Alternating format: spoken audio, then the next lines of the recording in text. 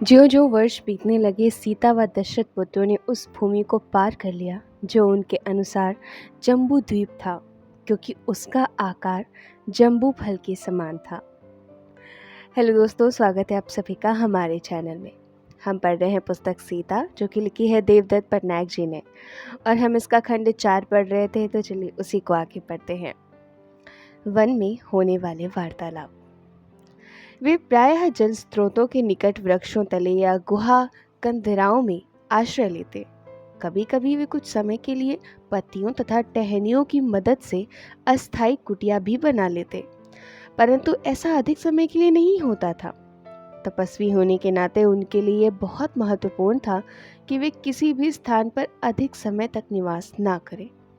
केवल वर्षा ऋतु के दिनों में कहीं निवास किया जा सकता था, क्योंकि उन दिनों सारी भूमि जल प्लावित होती और ऐसे में घने वनों में यात्रा करना खतरे से खाली नहीं था। सीता का अधिकतर समय मधुमक्खियों, तितलियों व कीटों के निरीक्षण में बीतता। उन्होंने सीखा कि मधुमक्खियों को सताए बिना वन्य शहद कैसे जमा किए जाएं, और जब मादा चीता अपने बच्चों को दूध पिला चुकी हो तो बचा हुआ दूध कैसे दुहा जाए। वे हाथियों के झुंड का पीछा कर जल स्रोतों का पता लगा लेती। ये वे स्थान थे जो सुदूर पर्वतों पर केवल महामाताओं को ही ज्ञान होते थे। उन्होंने प्रवासी पक्षियों व मछलियों के आवागमन को समझा। उन्होंने भालुओं, भेड़ियों तथा गिद्धों से संप्रेषण की कला सीखी। वे उन्हें बताते थे कि वे सबसे अधिक रसीले फल तथा बेर कहाँ से ला सकती थीं और धरती में सबसे बेहतर कंद किस स्थान पर पाया जा सकते हैं। वे खाने योग्य पत्तों तथा पोषण युक्त वृक्ष छाल का पता लगाती। संध्या समय जब वे एक स्थान पर अलाव चलाकर बैठते, तो वे राम और लक्ष्मण को दिन भर में बीती घटनाओं का विवरण देती और उन्हें बताती कि उन्होंने क्या क्या सीखा। कई बार संध्या समय उन्हें बहुत ही सुंदर दृश्य देखने को मिलता, जब हिरण और चीता एक ही घाट पर पानी पीते दिखाई देते, क्योंकि जब चीते का पेट भर जाता तो वह शिकारी नहीं रहता था, और तब हिरण भी उसके लिए शिकार की भूमिका में नहीं रहता। सीता ने दशरथ पुत्रों से कहा, पुष्प स्वयं को सुगंधित बनाकर अपने मकरंद का सेवन करने का आमंत्रण देते हैं। ऐसा क्यों? वे मधुमक्खियों को पोषण देना चाहते हैं, अपना परागण चाहते हैं, अथवा दोनों ही कारण सत्य हैं। प्रकृति में आपको कुछ पाने के लिए कुछ देना पड़ता है। यहाँ कोई दान नहीं मिलता, कोई शोषण, कोई स्वार्थपरता अथवा निस्वार्थ भाव नहीं। यहाँ एक दूसरे को विकसित होने में सहायक होकर स्वयं विकसित होना होता है। क्या यह संपूर्ण समाज नहीं है?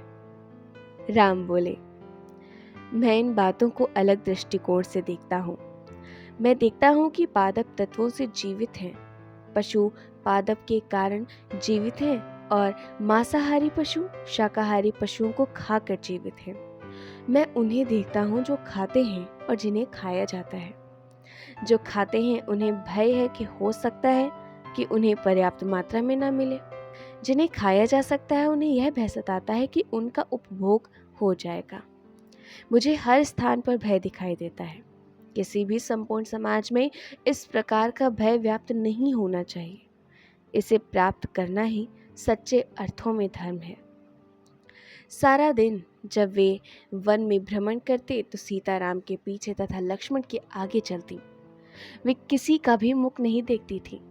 अनेक वर्षों के दौरान उन्होंने राम के चौड़े कंधों व पीठ को सराहना सीख लिया था, जो वन प्रवास के दौरान एक बार भी नत नहीं दिखे। उनकी त्वचा का रंग तपते सूरज के कारण सांवला पड़ गया था। अब उनके केश उस प्रकार सुगंधित, तेल युक्त व घुंघराले नहीं थे जैसे महल में हुआ करते थे। अब उनकी जटाएं बनी हुई थी। लक्ष्मण की दृष्टि सदैव सीता के पद चिन्हों पर रहती। वे उनसे बचकर चलने की चेष्टा करते। उन्होंने देखा कि सीता के पद चिन्ह सदा राम के बाईं ओर उनके हृदय के निकट होते थे। वे सभी संध्या होने की प्रतीक्षा करते, जब वे अग्नि के सम्मुख बैठते और आपस में दिन भर की घटनाओं का विचार विमर्श करते। एक दिन सीता ने केले के गाछ के निकट ही बेर का झाड़ देखा। अचानक तेज हवा के झोंके की वजह से कांटों ने केले के मुलायम पत्तों को छेद दिया। यहाँ अपराधी कौन है? कौन है खलनायक? उन्होंने राम से पूछा। तब राम बोले, कोई भी नहीं।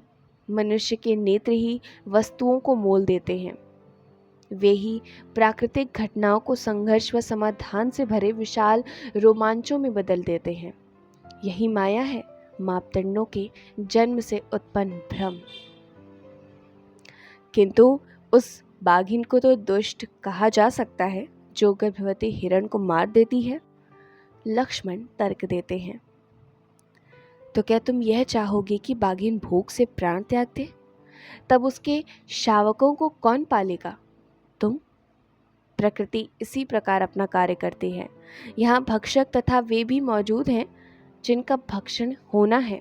बाघ अपने पंजे से छूट गए हिरण के लिए शोक नहीं करता। हिरणी उस बाघ से प्रतिशोध नहीं लेती जो उसके बच्चे को खा जाता है। वे तो अपनी प्रवृत्तियों के अनुसार चल रहे हैं। पादप और पशु जीते हैं।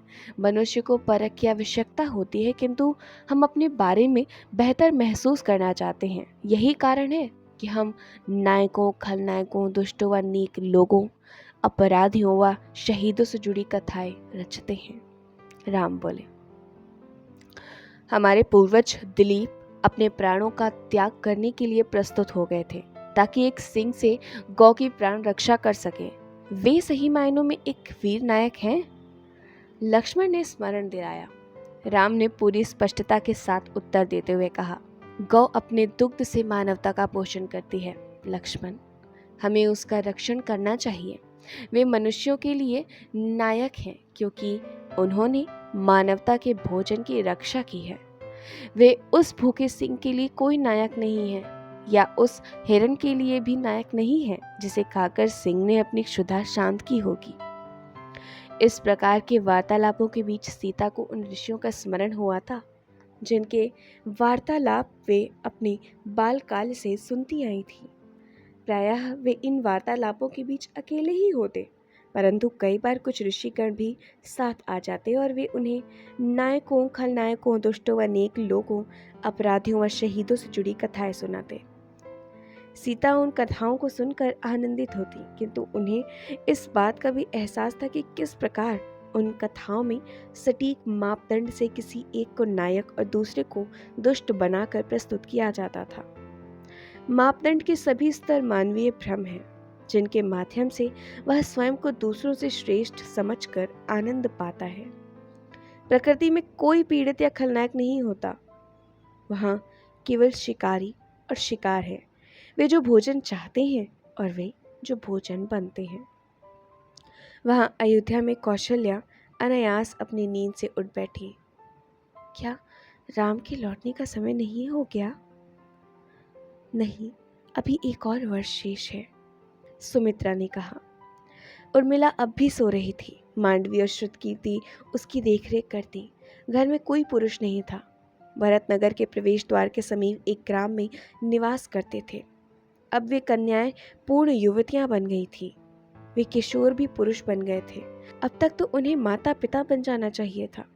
अब तक तो महल में उनकी संतानों की किलकारियां गूंजनी चाहिए थी, किंतु उन महलों में सन्नाटे के सिवा कुछ नहीं था। कोई आपस में बात नहीं करता था, कोई गीत नहीं गाता था, कोई आपस में नहीं झगड़ता था।